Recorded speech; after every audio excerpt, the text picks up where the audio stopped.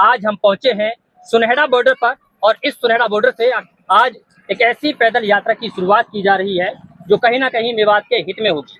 दरअसल मेवात में लगातार जो साइबर ठगी बरती जा रही है, मेवात में जो शिक्षा के क्षेत्र में लगातार पिछड़ता जा रहा है, उसको लेकर के जागरूकता अभियान चलाया जा रहा है अरशद बीसरू की तरफ से।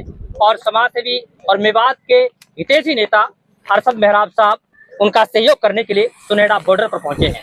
खैर, ये जो पैदल यात्रा होगी ये करीब 50 दिन से ज्यादा की होगी और पूरे मेवात इलाके को कवर करेगी। अब आपको इस पैदल यात्रा का उद्देश्य समझाते हैं। दरअसल उद्देश्य ये है कि जिस तरीके से मेवात शिक्षा के क्षेत्र में लगातार पिछड़ता जा रहा है, मेवात की जो नस्लें हैं वो लगातार नशे की दलदल में फंसती जा रही हैं। इसके साथ ही मेवात में लगातार दहेज प्रथा बढ़ती जा रही है।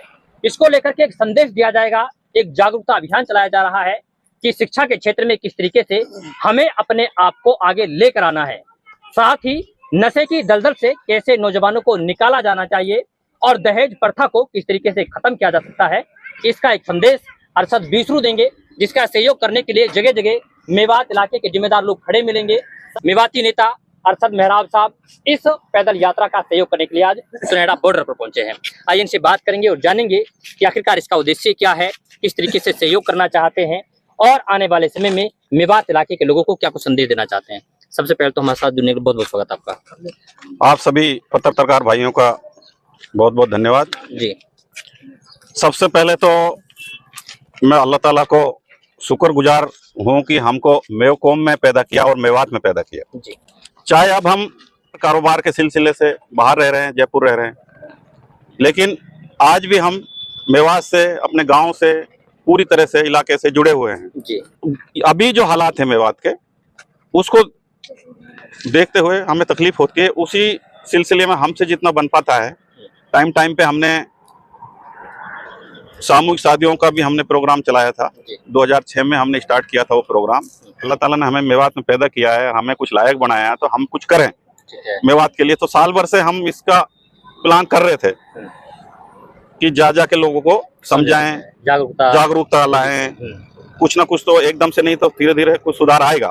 ठीक है। तो किसी कारणवश से हम उसको अभी चालू नहीं कर रहे।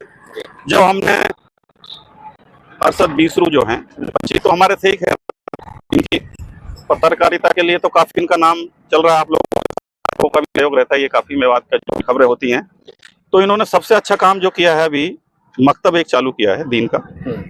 उसमें दीन और दुनिया, सबसे अच्छी जो बात हमको लगी कि शिक्षा को लेके, तालीम को लेके जो हमारे मेवात जो पिछड़ रहा है, उसको लेके इन्होंने पहल की है। ठीक है। एक मकतब इन्होंने बनाया है तालीम के लिए, बच्चियों के लिए। अभी गांव से उसकी शुरुआत करी है और उसमें दोनों तालीम है, ये बहुत अच्छी बात है। दीनी भी और दुनियावी, दीनी भी और दुनिया भी, ये साथ चलना बहुत जरूरी है। दोनों का मैच होना बहुत जरूरी है। हम खाली दुनिया में चले जाएंगे तो दीन से अलग हो गए तो फिर हम वो पूरा इंसानियत भूल जाएंगे। और हम दीन ही दीन पे चलेंगे तो फिर दुनिया की तालीम भी हमारे लिए, हम दुनिया में क्या हो रहा है पीछे रह जाएंगे। तो ये काम मुझे इनका बहुत अच्छा लगा। फिर इनका मैंने एक दूसरी खबर देखी कि भाई अरशद बीसरू शिक्षा को, तालीम को लेके एक पैदल यात्रा निकालेंगे मेवात में।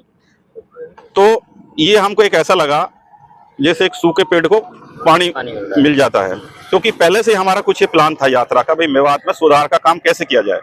मैंने इनसे संपर्क किया कि अरशद भाई, आप ये जो तालीम का काम, शिक्षा को लेके जो आप ये मुहिम चला रहे हो, मकतब आपने खोल दिया, आगे आप जा रहे हो, भाई सरकारी स्कूलों में कैसी पढ़ाई हो रही है, क्या कमियां हैं, किसकी, सरपंच की कमी है, नेताओं की कमी है, कहाँ कमी रही है। आखिर 70-75 साल हमको हो गए आज़ाद हुए, आज भी हम उसी पोजीशन पे है। तो आप ये जो निकाल रहे हो मुहिम, इसमें हम आपको एक आइडिया दे रहे हैं, यदि ये और जोड़ लो तो एक बहुत अच्छा रहे ये आइडिया हमारा। तो हमने इनको एक आइडिया दिया कि भाई ये नशाखोरी जो मेवात में हो रही है और दहेज प्रथा, कि दहेज को लेके जो हमारी बर्बादी हो रही है, ये सबसे, शिक्षा से तो हम पिछड़ ही रहे हैं, लेकिन सबसे ज्यादा जो हमारा मेवात जो पीछे जा रहा है ना, हमने जो परखा है, देखा है, जांचा है, सबसे ज्यादा जो हमारी बर्बादी हो रही है हमारी कौम की। पैसा भी हमारे पास आ रहा है, खेतीबाड़ी से पैसा आ रहा है, इनकम हमारे बाहर के सोर्स भी है, चाहे वो ड्राइवर लाइन पे है, चाहे कोई नौकरी कर रहा है, सरकारी नौकरी में, पैसे की कमी नहीं है हमारे मेवात में। लेकिन वो पैसा जा कहाँ रहा है? वो फिजूल खर्ची, झूठी नाक के लिए जा रहा है। वो पैसा हमारा वेस्ट जा रहा है, वो पैसा कहीं काम नहीं आ रहा, सिर्फ कहाँ जा रहा है? झूठी नाक के लिए। कि साहब फलाना ने शादी कर दी, मुझसे कि मेरी ऊपर होनी चाहिए। अब बेटी वाला तो बेचारा मजबूर है भाई, बेटी वाला जो है वो मजबूर है, लेकिन इसको हमें, ये मैंने इनसे कहा कि भाई ये चीज भी आप इसमें साथ लेके चलो, और हमसे भी इंशाल्लाह जो आपका सहयोग होगा इस यात्रा में पूरा आपका सहयोग करेंगे। हम आएंगे भी, जो भी जैसी भी सपोर्ट हमारी लगेगी आपके लिए हम तैयार हैं आधी रात को। ठीक है, पूरी अजी उसके लिए। पैदल यात्रा निकल रही है। अब 2 शब्दों में क्या संदेश है मेवात के लोगों के लिए? 2 शब्दों में मेरा ये संदेश है कि जितने भी हमारे मेवात भाई हैं, मेवाती जो भी भाई हैं मेवात में जो रह रहे हैं, अपने बच्चों को अच्छी शिक्षा दें, अच्छा उनका पालन करें, अच्छा खिलाएं पिलाएं, और उनको बुरे कामों से रोकें।